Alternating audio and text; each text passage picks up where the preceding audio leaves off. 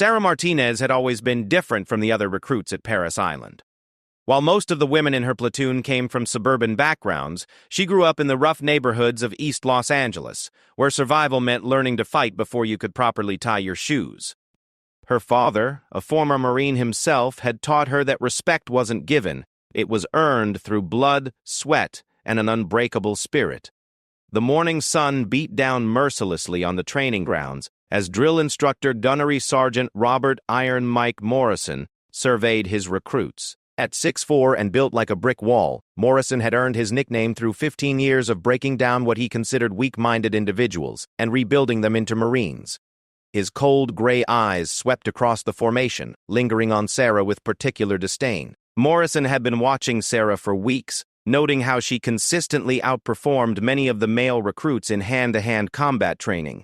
This didn't sit well with his old-school mentality about women in combat roles. He believed that female Marines were a liability, a political experiment that would get real Marines killed in actual combat situations. Sarah represented everything he opposed about the modern Corps.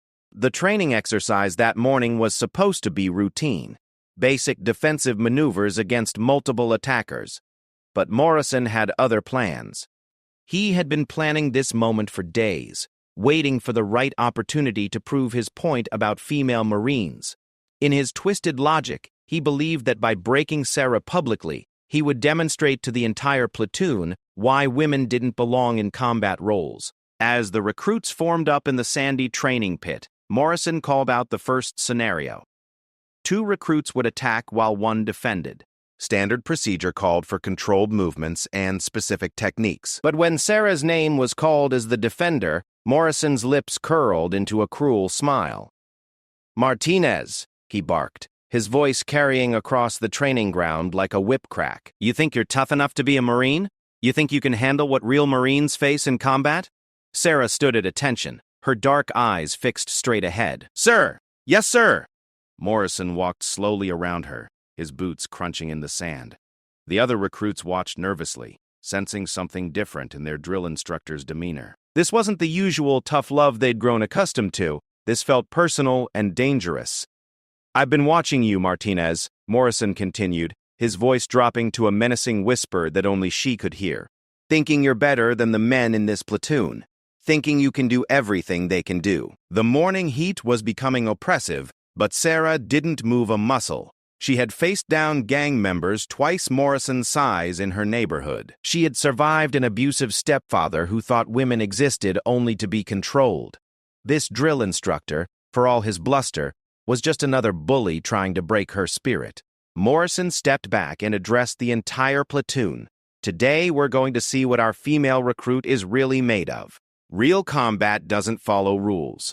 Real combat doesn't care about your feelings or your limitations." He turned to select the attackers, but instead of choosing 2 recruits as protocol demanded, he began pointing to multiple Marines. Johnson, Rodriguez, Thompson, Williams, Davis, Murphy, Brown, Jackson, Taylor, Wilson, Adams, and Carter. You're all going to attack Martinez simultaneously.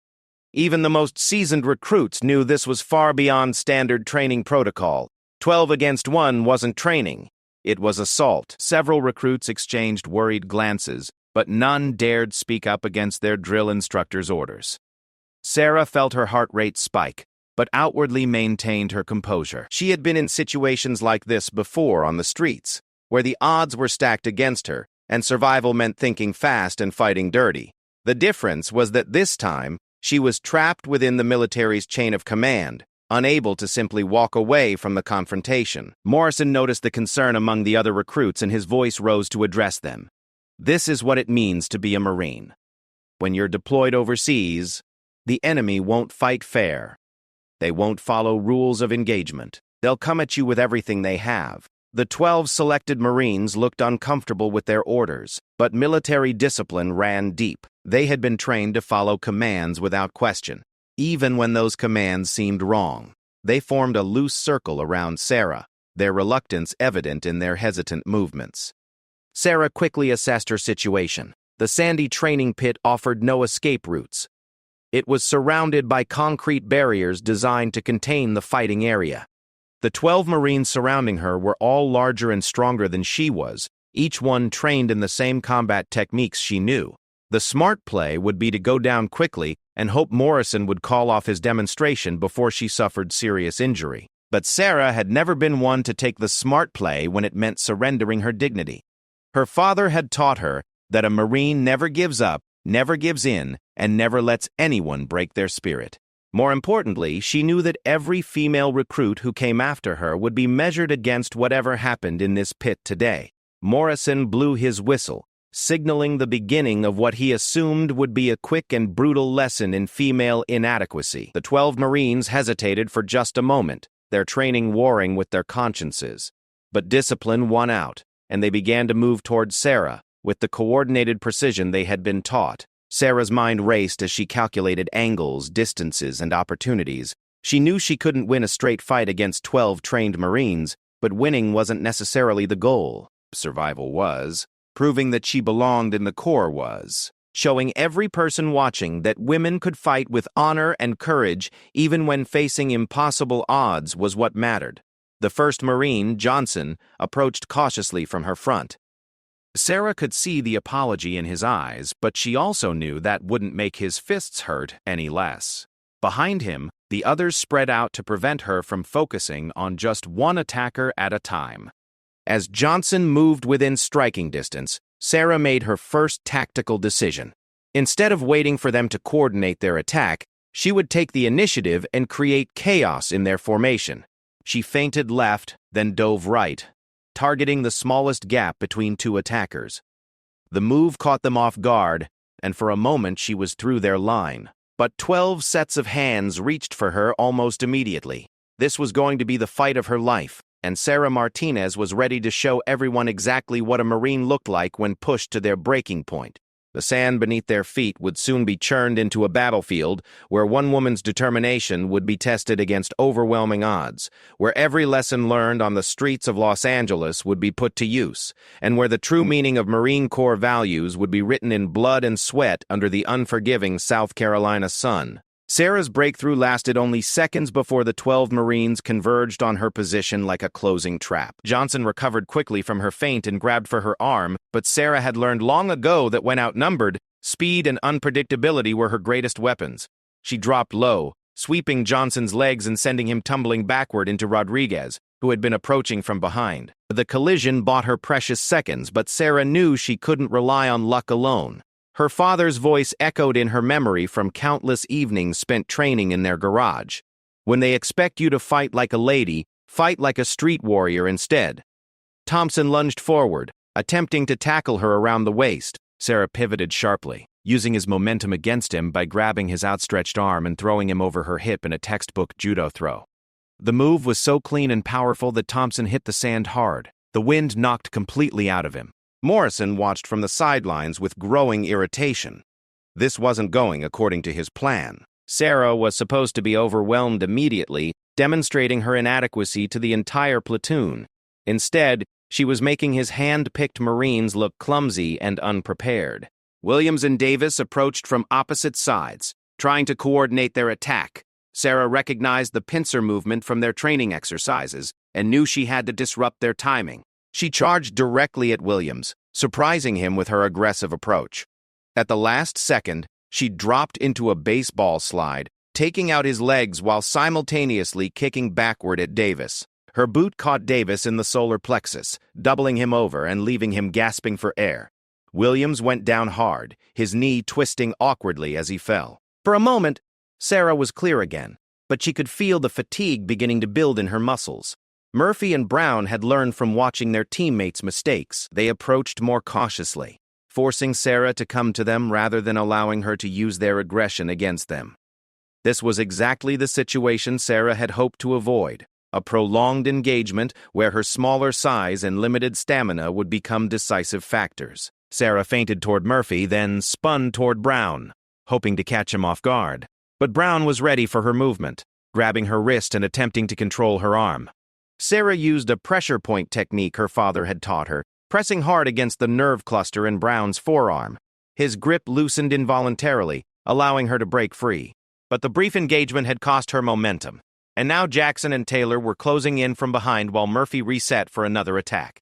Sarah found herself backing toward the concrete barrier, her options becoming increasingly limited. Jackson reached her first, attempting to grab her in a bear hug from behind. Sarah drove her elbow backward sharply, catching him just below the sternum. The impact loosened his grip enough for her to spin within his arms and deliver a knee strike to his midsection. Jackson staggered backward, but he had succeeded in slowing her down enough for the others to close distance. Taylor grabbed her left arm while Murphy seized her right, attempting to immobilize her for the others.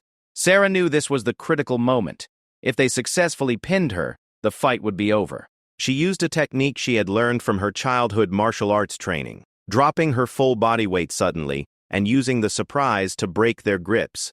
The move worked, but it left her on the ground with 6 Marines still on their feet and closing in. Sarah rolled quickly to avoid Wilson's attempt to pin her down, coming up in a defensive crouch near the center of the pit. Morrison's frustration was now visible to everyone watching. His demonstration of female weakness had turned into a showcase of determination and skill. Several of the female recruits watching from the sidelines were leaning forward intently, drawing inspiration from Sarah's refusal to quit despite the overwhelming odds.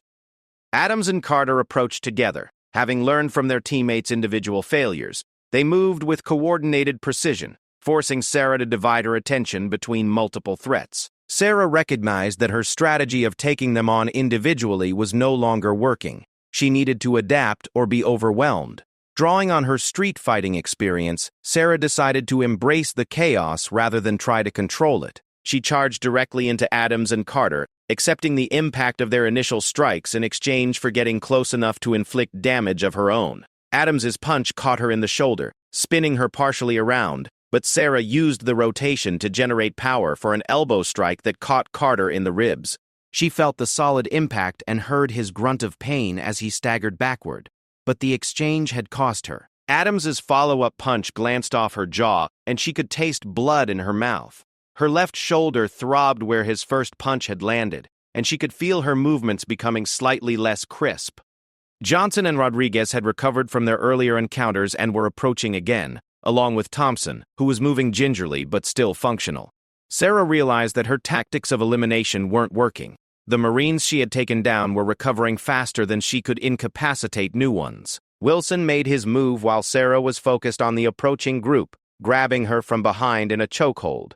Sarah immediately tucked her chin to protect her airway and grabbed Wilson's arm with both hands. Using a technique her father had drilled into her countless times, she dropped her hips and threw Wilson over her shoulder. The throw was perfect, sending Wilson crashing into Johnson and Rodriguez, who were approaching from the front. All 3 Marines went down in a tangle of limbs, but Sarah's satisfaction was short-lived as she felt Davis's arms wrap around her waist from the side.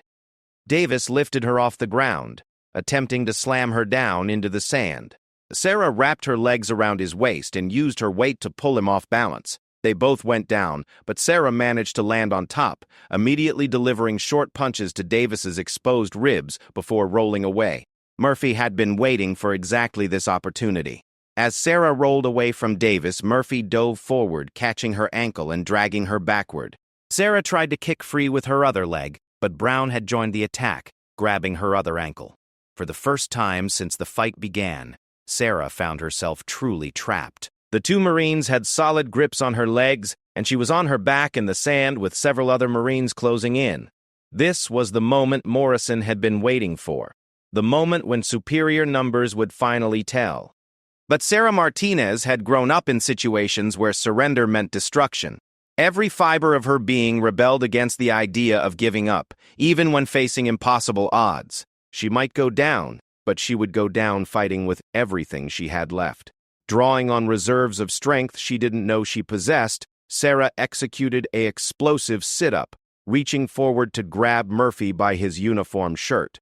Using every ounce of core strength she had developed through years of training, she pulled herself up while simultaneously kicking her legs upward, breaking both Marines' grips through pure force and determination. The crowd of watching recruits had grown silent, mesmerized by the display of heart and skill they were witnessing. This wasn't just a fight anymore. It was a testament to the warrior spirit that defined what it truly meant to be a Marine. Sarah's escape from Murphy and Brown's grip sent shockwaves through both the attacking Marines and the watching recruits. What had started as Morrison's planned humiliation was transforming into something entirely different, a demonstration of the warrior spirit that transcended gender, size, or conventional expectations. But freedom came at a cost. The explosive movement that broke her free had drained precious energy from her already taxed system. Sarah could feel her breathing becoming more labored, and a dull ache was spreading through her core muscles from the violent sit-up maneuver. Sweat mixed with sand created an abrasive paste on her skin, and the taste of blood in her mouth reminded her that she was absorbing damage with each exchange. Thompson, Williams, and Jackson had formed a loose semicircle around her, having learned to respect her ability to turn their individual attacks against them. They moved with more caution now, no longer viewing this as a simple training exercise, but as a real fight against a dangerous opponent. Morrison's face had turned red with frustration and something approaching rage. His carefully planned demonstration was not only failing, but actively undermining everything he believed about women in combat. Worse, he could see the effect Sarah's performance was having on the other recruits.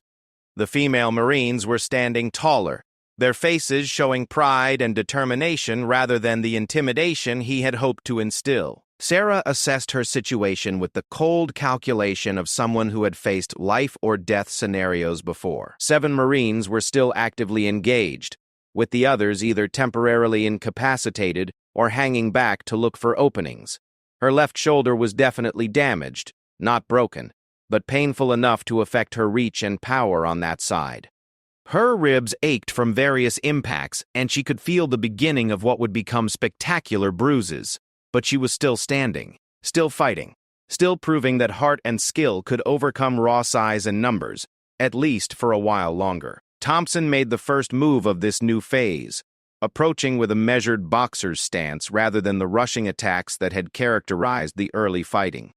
Sarah recognized the shift in tactics immediately. They were no longer trying to overwhelm her with aggression.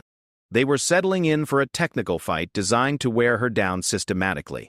Sarah met Thompson's approach with a defensive stance of her own, but she knew she couldn't afford to fight their fight. In a technical boxing match, size and reach would eventually tell. She needed to create chaos, to make them react rather than allowing them to dictate the pace. As Thompson threw a careful jab, Sarah ducked under it and stepped inside his guard, driving her good shoulder into his midsection while simultaneously sweeping his front leg. The combination sent Thompson tumbling backward, but Williams was already moving to take advantage of Sarah's committed position.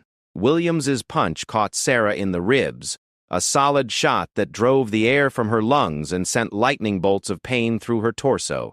But Sarah had been hit before, many times, and she knew the difference between hurt and injured. This was hurt, painful but not debilitating. She grabbed Williams's extended arm and used a hip throw that sent him crashing into Jackson, who had been approaching from the side. The collision knocked both Marines off their feet, but Sarah paid for the technique with a sharp spike of pain from her damaged shoulder. Davis had recovered from their earlier encounter, and now charged in while Sarah was dealing with the aftermath of her throw. Sarah saw him coming but was too committed to her current position to avoid his tackle completely.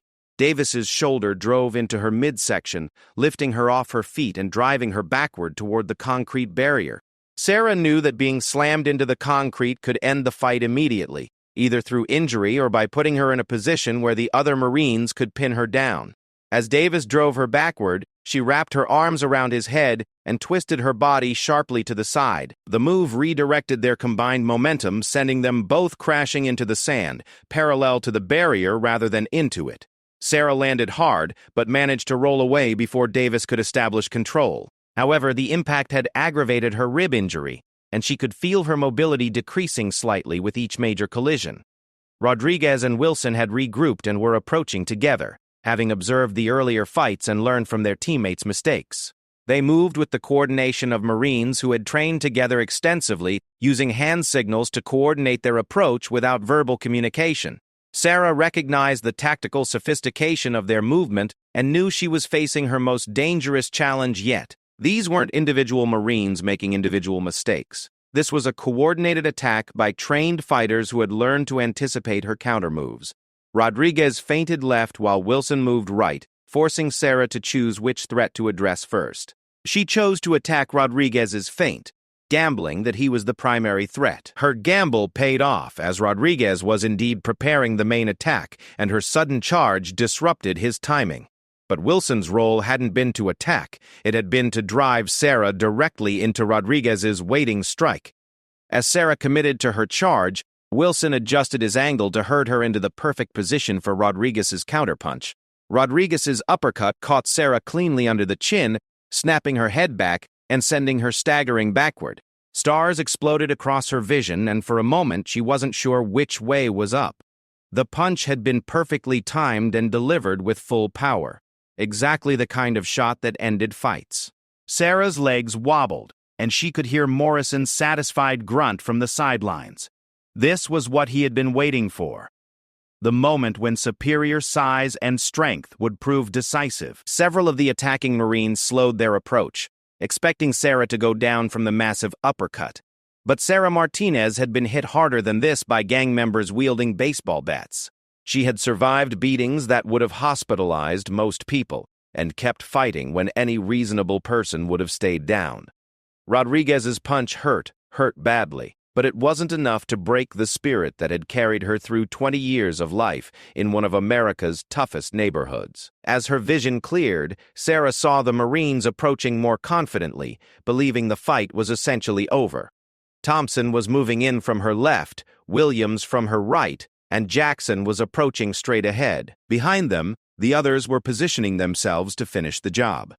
Sarah realized that this might be her last real opportunity to change the dynamic of the fight. If she went down now, she might not get back up. If she allowed them to surround her while she was still stunned from Rodriguez's punch, the fight would end with her overwhelmed and defeated on the sand. Drawing on the deepest reserves of her will and training, Sarah forced herself to move. Not backward in retreat, not sideways in evasion, but forward into the teeth of their attack.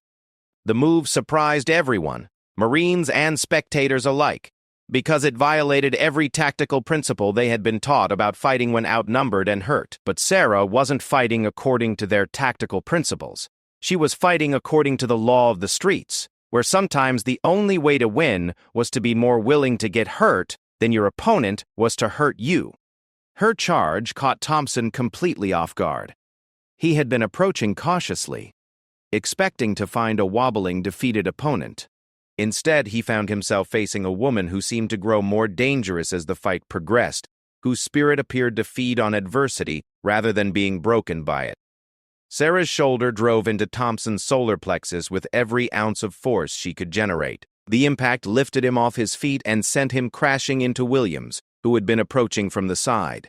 Both Marines went down hard, and for a moment, Sarah stood alone in the center of the pit, blood on her lips and fire in her eyes. The watching recruits erupted in spontaneous cheers, their military discipline momentarily forgotten in the face of what they were witnessing. This wasn't just about male versus female anymore. This was about the warrior spirit that lived in every true Marine, regardless of gender or size. The spontaneous cheers from the watching recruits cut through Morrison like a blade. His carefully orchestrated demonstration had become something he never intended. A rallying cry for every underdog who had ever been told they weren't good enough. Worse, he could see the shift in momentum affecting even the attacking Marines. What had started as reluctant obedience to orders was transforming into something approaching respect for their opponent. Sarah stood in the center of the pit, her chest heaving as she drew in ragged breaths. Blood trickled from a split lip, and her left shoulder hung slightly lower than her right, but her stance remained defiant. She had been fighting for what felt like hours, though the actual time elapsed was only minutes. Every muscle in her body screamed for rest, but rest meant defeat. And defeat meant validating every person who had ever told her she didn't belong. Jackson circled her warily, no longer seeing an easy target but recognizing a warrior who had earned his respect through blood and determination. The other Marines were getting back to their feet, but their approach had fundamentally changed. The predatory confidence of the early assault had been replaced by the cautious respect one fighter shows another. Carter, who had been largely ineffective in the early exchanges, stepped forward with renewed determination. He was one of the larger Marines in the group, standing nearly 6 feet tall with the thick build of a former high school football player. His strategy was simple: use his size advantage to overwhelm Sarah with brute force rather than trying to match her technical skills. Sarah saw his approach and recognized the shift in tactics. Carter wasn't going to try to outfight her. He was going to try to overpower her. This was exactly the kind of confrontation Morrison had envisioned when he designed this cruel exercise. A moment when superior size and strength would prove decisive. Carter rushed forward with his arms spread wide, intending to tackle Sarah and drive her to the ground where his weight advantage would be overwhelming. Sarah waited until the last possible moment, then dropped to one knee and drove her good shoulder upward into Carter's exposed midsection. The impact was tremendous. Carter's momentum carried him forward even as Sarah's shoulder drove deep into his solar plexus, lifting his feet completely off the ground. For a moment, all 185 pounds of the Marine was balanced on Sarah's shoulder, his forward motion completely arrested by her perfectly timed counter. Then gravity took over. Carter crashed to the sand behind Sarah, gasping desperately for air as his diaphragm spasmed from the impact. The technique had been flawless, a textbook example of using an opponent's size and aggression against them. But the maneuver had cost Sarah dearly. The impact had sent fresh waves of agony through her injured shoulder, and she could feel something grinding in the joint that definitely wasn't supposed to be there. Her knee, which had absorbed some of Carter's weight during the collision, throbbed with each heartbeat. Adams and Wilson approached together, having learned from watching their teammates' individual failures. They moved with the coordinated precision of Marines who had internalized their training, communicating through subtle hand signals and body language. Sarah recognized their tactical sophistication and knew she was facing her greatest challenge yet. These weren't confused recruits making emotional decisions. These were trained fighters implementing a coordinated strategy designed to neutralize her advantages. Wilson moved left while Adams went right, forcing Sarah to divide her attention and preventing her from focusing on either threat individually. They maintained perfect spacing, staying close enough to support each other but far enough apart that Sarah couldn't engage both simultaneously. Sarah made a split-second decision to attack Wilson, gambling that his slightly smaller size made him the more vulnerable target. She charged forward with everything she had left, hoping to eliminate one opponent quickly before Adams could intervene. Wilson was ready for her attack, stepping backward and to the side while throwing a sharp jab aimed at her face. Sarah ducked under the punch and continued her charge, but Wilson's movement had disrupted her timing and positioning. Adams moved in from the side, taking advantage of Sarah's commitment to her attack on Wilson. His punch caught her in the ribs, the same area that had been battered throughout the fight. The impact drove fresh spikes of pain through her torso and caused her to stumble sideways. Wilson recovered quickly and grabbed Sarah's damaged left arm, attempting to control her movement while Adams positioned himself for another strike. Sarah felt panic beginning to creep into her consciousness as the two Marines established their grips and began to coordinate their next move. This was the moment she had been dreading throughout the fight. The instant when superior numbers and coordinated tactics would finally overcome individual skill and determination. She could feel their grips tightening, could see other Marines moving in to join the attack. But then she remembered something her father had told her during one of their late-night training sessions in the garage. The moment you think you're beaten is the moment you give up the only advantage that really matters, the willingness to keep fighting when any sane person would quit. Sarah stopped trying to break free from their grips and instead used them as anchor points. She planted her feet firmly and drove both elbows backwards simultaneously, catching Wilson in the stomach and Adams in the ribs. The strikes weren't powerful enough to incapacitate either Marine, but they loosened their grips enough for Sarah to break free. She spun away from both Marines, but her movement was slower and less controlled than before. The accumulated damage was beginning to tell, and she could feel her reflexes becoming sluggish. Her shoulder sent shooting pains down her arm with every movement, and her breathing had become labored from the repeated impacts to her ribs. Murphy had been waiting for exactly this moment, the point where Sarah's injuries would slow her down enough for him to capitalize. He moved in quickly, throwing a combination of punches designed to overwhelm her diminished defensive capabilities. Sarah managed to block the first two strikes, but the third caught her flush on the side of the head, sending her staggering sideways. The punch had been perfectly placed, rattling her brain and causing her vision to blur momentarily. Murphy followed up immediately, grabbing Sarah around the waist and lifting her off the ground in a wrestling takedown.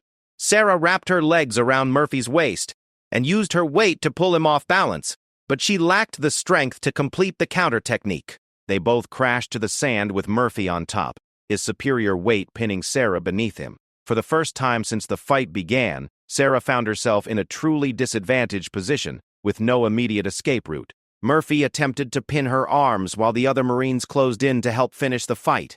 Sarah bucked and twisted beneath him, using every technique she knew to prevent him from establishing complete control. But she could feel her strength ebbing with each desperate movement. Rodriguez knelt down to grab Sarah's legs, while Wilson moved to help Murphy control her arms. This was the coordinated attack Morrison had envisioned from the beginning, multiple Marines working together to overwhelm a single opponent through superior numbers and positioning. But even as the walls closed in around her, Sarah Martinez refused to surrender. She had come too far and sacrificed too much to give up now. Every young woman who would follow her into Marine training was watching this moment, learning whether determination could overcome overwhelming odds. With a primal scream that seemed to come from the depths of her soul, Sarah summoned reserves of strength she didn't know she possessed. She exploded upward with such violence that Murphy was thrown backward, his grip broken by the sheer force of her desperation. Rodriguez's attempt to grab her legs was thwarted as Sarah's movement knocked him off balance, sending him tumbling sideways into the sand. For a moment, Sarah was free again, standing alone in the center of the pit with 6 Marines spread around her in various states of recovery. Morrison stared in disbelief at what he was witnessing. His demonstration of female weakness had become an exhibition of warrior spirit that transcended every preconception he held. The crowd of watching recruits was completely silent now, mesmerized by the display of heart and courage they were witnessing. Sarah swayed slightly as she stood, her body pushed beyond any reasonable limit, but her eyes remained clear and focused, scanning the Marines around her with the calculation of someone who had never learned how to quit. The fight was far from over, but something fundamental had shifted in the dynamic between the combatants. The silence that had fallen over the training ground was broken only by the sound of heavy breathing and the distant call of seagulls overhead. Sarah stood in the center of the pit, swaying like a tree in a hurricane, but refusing to fall. Blood dripped steadily from her split lip into the sand at her feet, creating small dark stains that would be talked about for years to come. Around her, the 12 Marines were experiencing something none of them had expected when this exercise began. What had started as reluctant obedience to their drill instructor's orders had evolved into something approaching awe. They weren't fighting a weak female recruit anymore. They were engaged in combat with a warrior whose spirit seemed to grow stronger with each impact. Morrison's face had gone through a spectrum of emotions over the course of the fight. Initial confidence had given way to frustration, then anger, and now something approaching panic. This wasn't just a failed demonstration. It was a complete repudiation of everything he believed about women in combat. Worse, he could see the effect on the other recruits. The female Marines were standing straighter, their faces glowing with pride, while even the male recruits seemed inspired by what they were witnessing. Johnson, who had been the first to engage Sarah and had been knocked down multiple times, slowly got to his feet.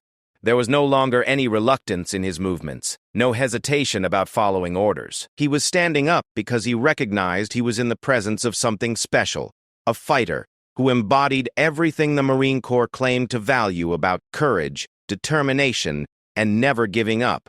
Sarah saw him rising and knew that this was the critical moment. Her body was sending clear signals that it had been pushed beyond safe limits.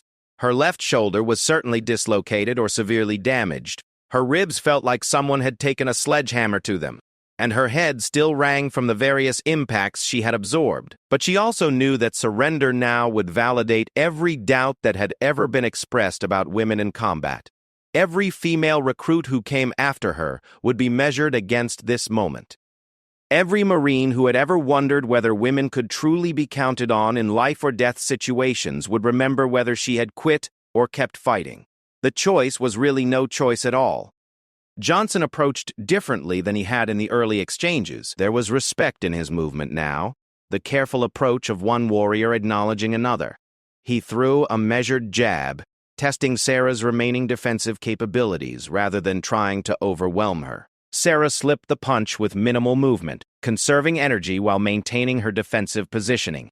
Her counterattack was a short uppercut that caught Johnson under the chin, snapping his head back and sending him staggering backward. The technique was perfect despite her injuries, demonstrating that skill and timing could overcome raw physical strength. Rodriguez moved in next, but his approach was cautious, almost hesitant. Like Johnson, he seemed to understand that he was no longer participating in a training exercise designed to humiliate a female recruit. He was engaged in genuine combat with someone who had earned his respect through blood and determination. Sarah met his approach with a combination that showcased everything she had learned from years of training. A feint with her injured left hand drew Rodriguez's attention, while her right hand delivered a devastating hook to his solar plexus. Rodriguez doubled over, gasping for air, and Sarah's knee came up to meet his descending chin. The impact was solid and clean, sending Rodriguez sprawling backward into the sand where he lay still, not unconscious, but definitely out of the fight. The technique had been executed with such precision that even Morrison found himself nodding unconsciously in appreciation before catching himself. Thompson and Williams approached together, but their coordination lacked the aggressive confidence of earlier attacks. They moved like Marines who understood they were facing someone special, someone who had transcended the normal expectations of training exercises. Sarah recognized their approach and made a tactical decision that surprised everyone watching. Instead of waiting for their attack or trying to create separation, she charged directly between them, accepting their initial strikes in exchange for getting close enough to inflict maximum damage. Thompson's punch caught her in the ribs, adding fresh agony to her already battered torso. Williams's strike glanced off her shoulder, sending lightning bolts of pain down her arm. But Sarah was inside their guard now, close enough to use her elbows and knees with devastating effect. Her elbow caught Thompson in the throat, not hard enough to cause permanent damage, but sufficient to send him gasping and choking to his knees.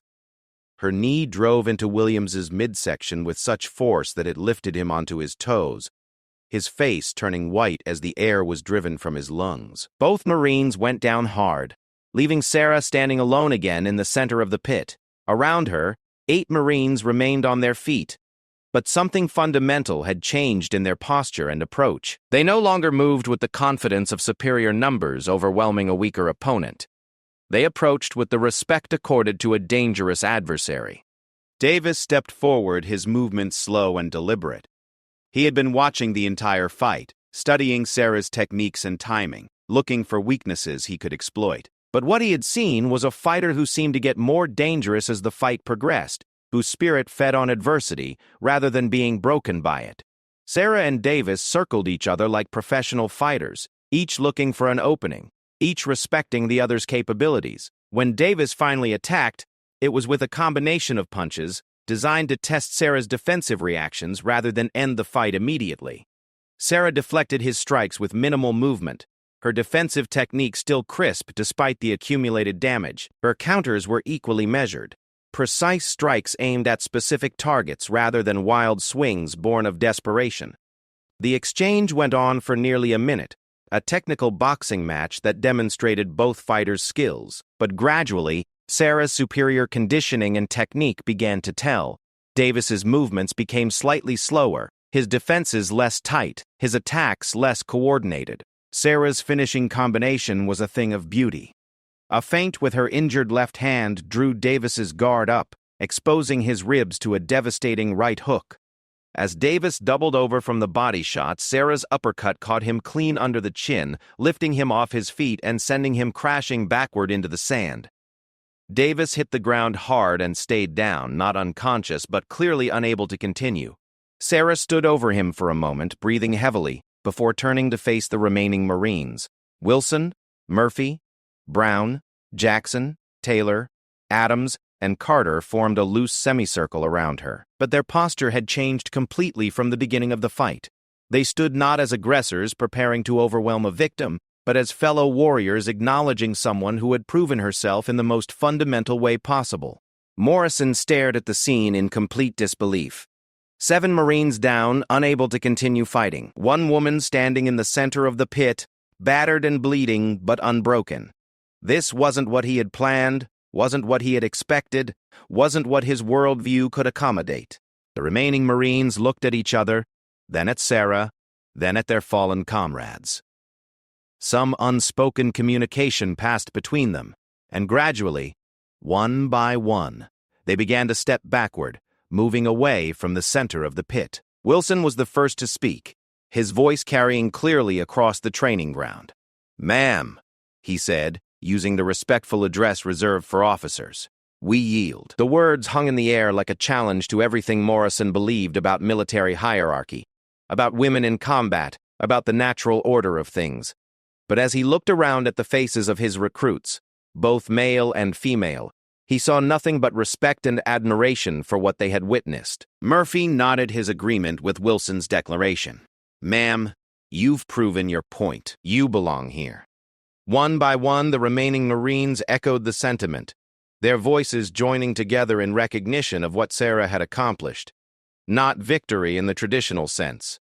She hadn't knocked out all 12 Marines, but something more important. She had proven that heart, skill, and determination could overcome seemingly impossible odds. Sarah stood in the center of the pit, swaying slightly from exhaustion and injury, but her head held high. Blood streaked her face, and her uniform was torn and stained with sand, but her spirit remained unbroken. She had faced down 12 trained Marines and proven that the warrior spirit knew no gender, recognized no artificial limitations. Morrison stared at the scene for a long moment, his carefully constructed worldview crumbling around him. Then, without a word, he turned and walked away from the training ground, leaving behind a group of recruits who had learned something important about what it truly meant to be a Marine. As Sarah finally allowed herself to sink to one knee in the sand, the watching recruits erupted in spontaneous applause. Female and male Marines alike cheered for someone who had shown them that courage wasn't about size or gender. It was about refusing to quit when everything seemed lost, about standing up for what you believed in no matter the cost. Sarah Martinez had come to Parris Island to become a Marine. In a sandy training pit under the blazing South Carolina sun, she had proven that she already was one and had inspired an entire generation of recruits to reach for the same standard of excellence she had demonstrated through her actions. The legend of the drill instructor's failed demonstration would be told for years to come, passed down from one class of recruits to the next, serving as proof that the warrior spirit could never be broken by those who tried to diminish it.